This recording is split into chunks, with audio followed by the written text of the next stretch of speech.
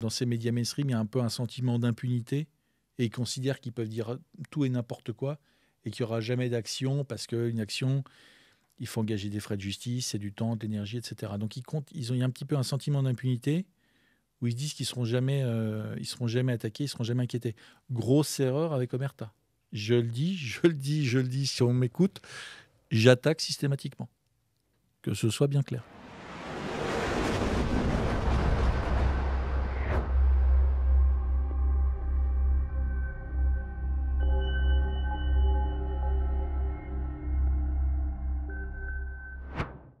Bonjour à tous et bienvenue dans cette émission spéciale. Aujourd'hui, je suis avec notre président Charles Danjou. Bonjour Charles. Bonjour Julie, bonjour à tous. Alors aujourd'hui, c'est une émission un petit peu particulière puisqu'on va parler un petit peu des aléas que rencontre Omerta depuis son lancement. Et pour commencer, un peu un aléa de dernière minute, c'est dans l'un de nos derniers magazines. On a rencontré un problème avec notre expéditeur en Estonie. Est-ce que tu peux nous parler un petit peu de ce qui s'est passé ? Oui, alors plus exactement, c'est avec l'imprimeur en Estonie, puisque le magazine Omerta la maquette était bouclée. Nous avions signé un contrat d'impression avec une société estonienne. Tout se passait bien, les magazines étaient imprimés et la veille de l'envoi via un transporteur jusqu'à nos locaux et jusqu'au site de distribution qui alimente ensuite les kiosques, les ventes internet, etc., eh bien, l'imprimeur nous a signifié que les magazines ne seraient jamais livrés et que, pire que ça, les magazines seraient détruits alors qu'ils avaient été imprimés et que nous avions bien évidemment payé l'intégralité de la commande. Alors, je le dis, ce magazine, et je m'en excuse d'ailleurs, j'en profite parce que ce magazine est malheureusement pris du retard à cause de cet incident qui n'est pas sans conséquence. Évidemment, c'était le magazine de cet été consacré aux néoconservateurs, Iran, Syrie, Gaza. Ce magazine est arrivé plus tardivement en kiosque, il est arrivé plus tardivement chez nos abonnés. Encore une fois, je leur présente nos excuses. C'était indépendant de notre volonté, mais on a eu donc ce sabotage qui, en fait, est arrivé, je dirais, la veille, parce que quand c'est annoncé qu'un partenaire, ça peut arriver, ne veut pas travailler avec vous, c'est dit en amont. Mais là, je le redis bien, le contrat avait été signé. L'intégralité de la somme d'impression de ces magazines et de transport avait été réglée. Et donc, c'est la veille que cet imprimeur nous a annoncé qu'il ne pouvait plus travailler avec nous et que les magazines seraient détruits. Alors, je le dis, on va reproduire d'ailleurs la réponse, le mail informatif qui est arrivé de l'imprimeur, où en fait, on comprend que c'est la banque qui a reçu des instructions et qui a fait pression, qui a intimé l'ordre à l'imprimeur de ne plus travailler avec nous, sans raison d'ailleurs précise ou concrète, et pire que ça, de détruire l'intégralité de ce qui avait été imprimé, de ce qui était prêt, les cartons étaient prêts à partir. Voilà. Donc je le dis, comment dire, la motivation pour moi est extrêmement claire. C'est une instruction envoyée par la banque qui elle-même a reçu une instruction pour saboter notre travail, tout simplement parce que, je dirais, les autorités estoniennes refusent qu'un média comme Omerta puisse avoir des liens économiques avec une société estonienne. Et pour moi, la raison, elle est très claire, c'est que nous avons couvert le conflit russo-ukrainien côté russe. Et je pense que c'est la raison cachée. Évidemment, ce n'est pas mentionné dans le mail, mais je dirais ce genre de mail, c'est la 4e rentrée d'Omerta. C'est la première fois qu'on a un sabotage comme ça en règle, la veille de la parution d'un titre. Et pour moi, la motivation, elle est clairement politique. C'est Omerta n'a pas droit de citer en Estonie avec une entreprise estonienne. Ils auraient pu faire livrer les magazines et rompre la relation commerciale. Là, c'est vraiment la destruction des magazines, c'est du sabotage en bonne et due forme. Voilà. Et c'est vrai qu'on peut se dire, puisque ce magazine ne concerne pas le conflit russo-ukrainien, je le dis, ça concerne les néoconservateurs. Il y a des reportages sur les routes de la soie. Il y a tout un dossier sur la mort d'Éric Dénessé. Rien à voir avec la Russie et l'Ukraine. Et pourtant, Le simple nom d'Omerta suffit aujourd'hui en fait à vous faire censurer, à vous faire saboter. C'est insupportable, mais malheureusement, c'est la réalité à laquelle nous nous confrontons. Euh, la pièce, on va reproduire ce mail qui est tout simplement hallucinant. Et c'est bien la preuve que la ligne éditoriale d'Omerta et le travail que nous faisons dérangent au point que certains pays qui sont devenus des machines à propagande intégralement au service de l'Ukraine, eh bien, je dirais, mènent une guerre sans limite, y compris en portant des coups sous la ceinture, puisque évidemment, le retard sur une publication comme ça, pour nous, ça a des conséquences économiques. Il faut retrouver un imprimeur en urgence. Vous ne pouvez pas réimprimer un mois après. Les gens, les abonnés, les gens qui ont l'habitude d'acheter leur magazine en kiosque attendent la publication. On l'avait d'ailleurs annoncé. Et donc, je dirais, c'est aussi essayer de mettre en péril la société. Et je dis, c'est pas, je dirais, dans la sphère non mainstream, on peut dire que, bon, on sait qu'il existe des difficultés, mais là, c'est pas une simple difficulté. C'est vraiment, ça a des conséquences lourdes. Heureusement, puisqu'on a la chance d'avoir une équipe réactive, dynamique et qui cherche des solutions et qui les trouve, on a pu faire réimprimer. Mais malgré tout, on a quand même pris 2 semaines de retard sur ce magazine.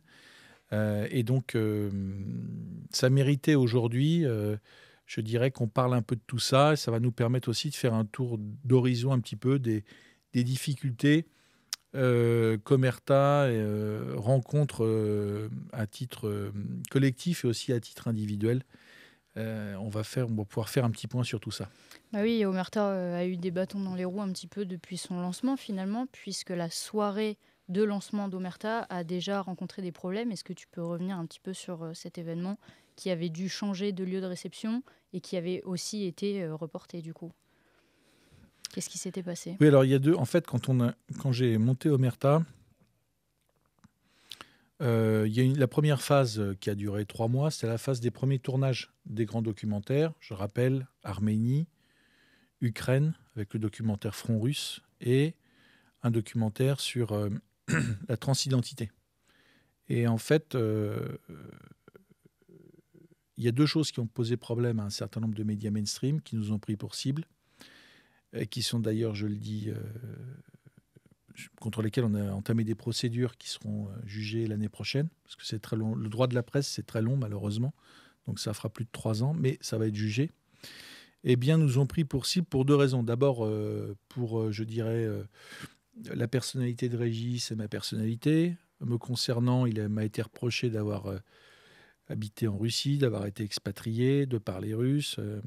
Et surtout, il y a 2 sujets qui ont posé problème tout de suite à ces médias mainstream. C'est qu'on traite dans ce reportage Front russe de la guerre en Ukraine côté russe, sachant que Régis avait couvert les débuts de l'offensive russe côté ukrainien dans la région de Lvov, d'Odessa ou de Kiev. Donc ça ne nous a pas été pardonné. On a été considéré immédiatement comme par des qualificatifs diffamatoires pour lesquels j'ai intenté des actions en justice, agents du Kremlin, etc., sans évidemment aucune preuve. Et ils n'ont toujours pas fourni de preuves de ce qu'ils avançaient depuis l'automne 2022.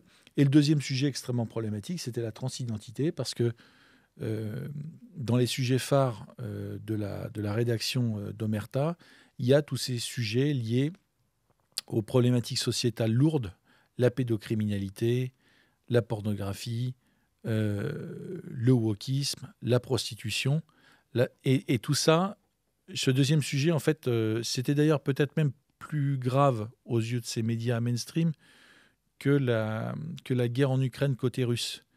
Et on nous a attaqué là-dessus vraiment sur la ligne de on ne peut pas critiquer le wokisme. Voilà, ça ne nous a pas été pardonné dès le début.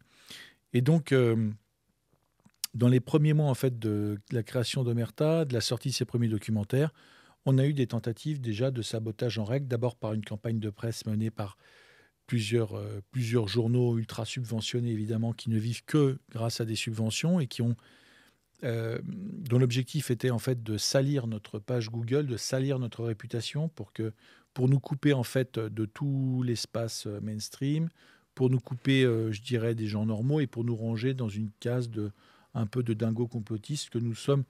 Je le dis pour être très clair, absolument pas. Tout le travail de la rédaction, quel que soit le sujet, c'est toujours du factuel, que du factuel. Voilà, avec une ligne éditoriale qui est la nôtre, mais il n'y a pas de fantaisie, il n'y a pas d'humour, il n'y a pas d'invention, il n'y a pas de délire, il n'y a rien. Voilà, c'est que du factuel. C'est du travail journalistique, tout simplement. Voilà. Tout ça, voilà, on a démarré avec cette double attaque, en fait, médiatique, sur nos profils personnels, je l'ai dit, sur la ligne éditoriale et sur les premières productions d'Omerta, bien que on a été attaqué, en fait, c'est ce qui est en plus, je dirais, impardonnable, c'est que on a été attaqué par ces journalistes alors que les documentaires n'étaient pas encore sortis. Et une fois que les documentaires sont sortis, et je le dis, on a maintenant réalisé plus de 60 documentaires qui sont disponibles sur notre application mobile, aucun des documentaires n'a jamais été attaqué sur le fond. Jamais. Ce qui veut dire que quand on ne trouve pas d'angle professionnel pour dire bah, ça, c'est pas du journalisme, etc., eh bien, on attaque, je dirais, c'est des attaques ad hominem, des attaques personnelles et de la diffamation. Voilà. Donc ça a été, c'est vrai, les débuts d'Omerta et ça s'est poursuivi ensuite, évidemment. On n'a plus d'attaques comme ça par la presse parce que le fait d'assigner systématiquement en justice, et ça, je le fais à chaque fois, des médias pour de la diffamation, ça calme un peu les ardeurs. Hein, parce que je pense qu'aussi, dans ces médias mainstream, il y a un peu un sentiment d'impunité et ils considèrent qu'ils peuvent dire tout et n'importe quoi et qu'il n'y aura jamais d'action parce qu'une action, il faut engager des frais de justice, c'est du temps, de l'énergie, etc. Donc il y a un petit peu un sentiment d'impunité où ils se disent qu'ils ne seront jamais attaqués, ils ne seront jamais inquiétés. Grosse erreur avec Omerta. Je le dis, si on m'écoute, j'attaque systématiquement. Que ce soit bien clair. Voilà. Et justement, quelle a été ta réaction et les réactions de toute la rédaction quand vous avez vu que Omerta se lançait comme ça? Est-ce que ça vous a énervé ou est-ce que ça a donné encore plus aussi la niaque de vouloir continuer sur cette trajectoire? Bah, disons qu'on a compris qu'aujourd'hui, l'information est verrouillée par du mainstream, par du média mainstream, que ce soit par des médias qui appartiennent à des grandes fortunes, dont l'objectif, en fait, est de faire de l'argent et de plaire au pouvoir, en l'occurrence à Emmanuel Macron. Ou de l'autre côté, c'est du média gauchiste pour crasseux, pour punk à chien, parce que j'aime bien l'expression. Et là, c'est du média ultra subventionné, avec des espèces d'adolescents, de plus de 30, des trentenaires adolescents, en fait, dans leur tête, et qui agissent un peu, qui travaillent un peu comme des parasites ou des sangsues. C'est-à-dire qu'ils regardent le moindre détail. Bon, je pense quand même, je le redis, que les assignations en justice les ont calmés. Parce que il y a ce caractère, il y a ce parasitisme, mais il n'y a pas de courage. Donc il faut faire. Je pense qu'ils ont appris à faire attention, au moins avec Omerta. On est, je pense, tranquille. Mais bon, ça peut arriver. On n'est jamais à l'abri d'une surprise. Et du coup, vu tous les problèmes que ça attire, pourquoi avoir fait ce choix de ne pas être un média mainstream? Eh bien, pour pouvoir se regarder dans la glace. C'est important dans la vie. Il faut quand même attacher à certains principes, à certaines valeurs. Donc c'est vrai que de toute façon, si nous avions choisi une ligne mainstream, je dirais on n'avait pas le travail est déjà fait. Hein, par LCI, BFM, Arte, France 2. Le discours est systématiquement le même sur tous les sujets quasiment. Il y a très peu de différences de tonalité entre toutes ces chaînes. On peut parler aussi des radios. Tout ça est un univers médiatique complètement uniformisé dans lequel la bien-pensance et le politiquement correct sont vraiment la règle commune et systématique. Et donc nous, l'idée, c'est un peu comme ce qui se fait d'ailleurs aux États-Unis, parce que j'ai pas mal observé ce qui se faisait de l'outre-Atlantique. C'est vrai que Internet, et d'ailleurs pas que, puisque Omerta, c'est une chaîne YouTube, c'est une application, mais c'est aussi un magazine papier. Mmh. Eh bien, quand on fait le boulot, on trouve un écho et on voit qu'il y a de plus en plus de gens qui ne supportent plus le narratif mainstream, le narratif qui se déverse sur tout un tas de sujets. Il y a l'Ukraine, mais il n'y a pas que ça. Il y a, je dirais, l'Union européenne, il y a, comment dirais-je, les sujets outre-Atlantique, la présidence Trump. On voit bien que l'essentiel, pratiquement tous les médias mainstream, il y a quelques exceptions rares, mais elles existent, vont systématiquement dans le même sens en Occident, c'est-à-dire dans le sens je dirais, d'un libéralisme libertaire qui, en fait, s'emploie systématiquement à détruire, je dirais, les valeurs traditionnelles, le patriotisme, une vision, je dirais, multilatérale des relations internationales. Tout ça n'est pas pardonné. Et l'objectif, effectivement, c'est un monde, je dirais, sans frontières, un monde mondialisé, cosmopolite. Et le narratif mainstream est là pour faire gober depuis des années aux citoyens, mais en particulier aux électeurs et aux enfants, ce narratif mainstream pour, en fait, je dirais, transformer les lecteurs en, je dirais, un adepte du wokisme, un adepte de la mondialisation et, je dirais, un être qui ingère la propagande et qui soit capable aussi de devenir lui-même un relais de cette propagande mainstream. Voilà. Donc, c'est vrai que l'essor des médias non mainstream, comme Omerta, eh bien, c'est un peu la planche de salut aujourd'hui de ceux qui peut considérer comme des patriotes sincères, et qui considèrent que l'intérêt national, l'intérêt français doit primer sur tous les autres. Et on le voit d'ailleurs, parce qu'on a rencontré un public de plus en plus nombreux qui nous suit, qui nous permet de continuer, qui nous permet de nous développer. Nous allons dans le bon sens, et je sais le sens de la résistance, mais une résistance, je le redis, qui ne verse pas dans le délire et dans le complotisme et dans l'humour, etc. Nous restons sur un plan professionnel intégralement journalistique. Et je le redis aussi, il n'y a pas de propagande sur Omerta. Et quand on a été accusé de faire de la propagande, sans jamais le démontrer dans les faits, en reprenant un de nos documentaires ou un de nos magazines, c'est simplement parce que la vision no mainstream que nous avons eh bien, dérange et qu'aujourd'hui, toute cette sphère politico-médiatique ne supporte pas qu'on ait une vision différente, qu'on ait une analyse différente, qu'on ait une prise de recul, qu'on aille, je dirais, donner la parole à tous les belligérants, à tous les acteurs d'un conflit ou d'une problématique. C'est, pour ces gens-là, tout à fait insupportable. Le mainstream ne supporte que ce qui contribue à la propagande qu'ils essaient de diffuser par tous les moyens, sur tous les sujets.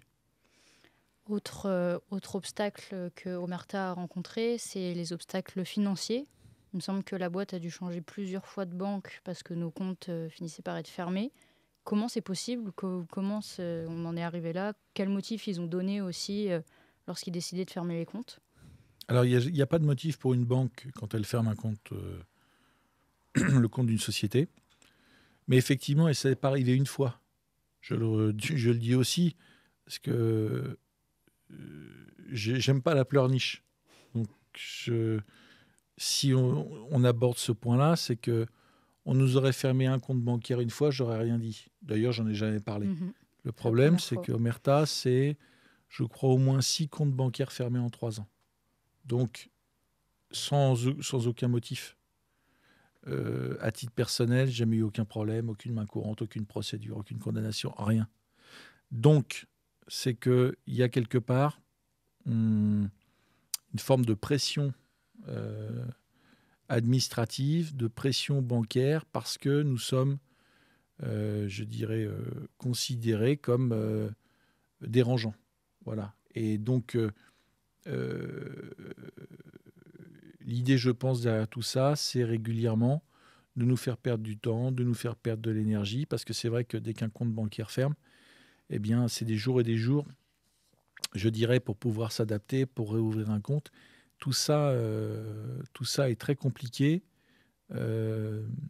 Et comme on en est, je pense, au moins au 7e compte bancaire pour la société, je ne parle pas des problématiques personnelles qui sont aussi réelles, notamment en matière de comptes fermés sans raison, sans motivation, eh bien, ça devient, je dirais, une problématique du quotidien, et avec voilà, beaucoup de temps passé, beaucoup d'énergie, du stress aussi pour les équipes. C'est une forme de déstabilisation, en fait, financière, administrative et aussi un peu psychologique. L'idée, c'est vraiment de créer le plus de problèmes possible pour pouvoir gérer notre travail. Voilà. Et je le dis d'ailleurs, on a chez Omerta la chance d'avoir une équipe très solide, donc je dirais, on s'en sort toujours et on repart toujours de l'avant. Et c'est d'ailleurs aussi, quelque part, ça permet aussi de démultiplier l'énergie des équipes et comment dirais-je, de nous prouver, s'il en était encore besoin, que nous allons dans le bon sens et qu'il faut absolument continuer et accélérer encore tout ce qu'on fait. On a également déjà constaté que sur certains réseaux sociaux, Omerta avait un manque de visibilité. Est-ce que tu peux nous donner des exemples et nous expliquer comment c'est possible? Oui, alors dans la liste des problèmes qui sont créés pour nous gêner, je le dis, comment dirais-je, malheureusement, cette pression du mainstream n'est pas forcément coordonnée. C'est-à-dire que je ne crois pas qu'il y ait quelqu'un dans un bureau quelque part dans Paris qui décide d'appuyer sur le bouton de l'interdiction bancaire, sur le bouton des médias mainstream et des articles diffamatoires, sur le bouton, je dirais, de l'imprimeur qui reçoit l'ordre de détruire nos magazines la veille de la livraison. Je ne crois pas à ça. En revanche, je crois que de manière éparse, et chacun à son niveau, il y a des réflexes comme ça dans différentes structures de gêner le travail d'Omerta. Et c'est le cas pour un certain nombre de réseaux sociaux et de plateformes qui considèrent que nos contenus ne doivent pas bénéficier d'une visibilité normale. Et c'est problématique parce qu'en réalité, les contenus qu'on produit sont bons, ils plaisent, mais ils ne sont pas souvent relayés comme ils le devraient parce que ça dérange. Alors, c'est vrai en particulier pour Instagram, par exemple, où on voit bien que dès qu'on produit un peu de contenu qui a trait à nos reportages à l'étranger, en Ukraine, par exemple, mais pas seulement, on voit bien qu'on a une progression qui est très faible parce que tout simplement, ces contenus ne sont pas diffusés, les gens ne les voient pas en fait. Voilà, c'est pas... Si on faisait des émissions culinaires ou des émissions de farce et attrape ou j'allais dire les nouilles dans le slip, mais si on faisait des choses à connotation plus légère, voire humoristique, voire de mauvais goût, voire très vulgaire, on bénéficierait d'une meilleure visibilité. Là, comme on est dans le sérieux, comme on n'est pas dans le discours mainstream, avec des images qui sont fortes et en donnant la parole à tout le monde, là, on coche toutes les cases pour être invisibilisé et pour avoir tout un tas de problèmes. Donc, je le dis d'ailleurs à nos amis qui nous écoutent, si vous voulez nous aider vraiment tout de suite, et c'est gratuit, vous abonnez sur Instagram, vous abonnez sur la chaîne TikTok d'Omerta, vous abonnez à cette chaîne YouTube, si vous n'êtes pas encore abonné, vous likez, vous commentez, vous partagez la vidéo, parce que ça, c'est gratuit, mais c'est une aide extrêmement précieuse pour, je dirais, qu'on puisse continuer à diffuser le plus largement possible toutes nos productions. Bon, et Charles, malgré tout ça, malgré toutes ces contraintes, on est quand même à la 4e rentrée d'Omerta. On sort également notre 10e magazine, Congo, Silence, on tue. Donc, Omerta survit grâce à l'aide de ses abonnés, grâce à la rédaction. Quels sont les prochains projets envisagés? Est-ce qu'on va retourner en Ukraine? Est-ce qu'il y aura que de l'Ukraine? Qu'est-ce qu'on prévoit pour la rentrée de cette année? Alors déjà, sur la philosophie de rentrée, C'est lié d'ailleurs à ça, parce que je dis ce sabotage en règle de nos productions avec tous les retards et toutes les complications que ça induit ne passera pas. Voilà. Donc, si c'est l'Ukraine qui dérange nos amis estoniens, eh bien, nous allons refaire de l'Ukraine. Nous allons repartir en Ukraine. Voilà, je le dis. Il y a un documentaire d'ailleurs qui est en cours de montage qui arrive très bientôt, qui est filmé. Il concerne un polygone d'entraînement de jeunes recrues, notamment d'anciens légionnaires français. Ce documentaire est réalisé dans le Donbass, avec des images vraiment et un dynamisme incroyable. Il arrive très bientôt, je pense la semaine prochaine sur l'application mobile.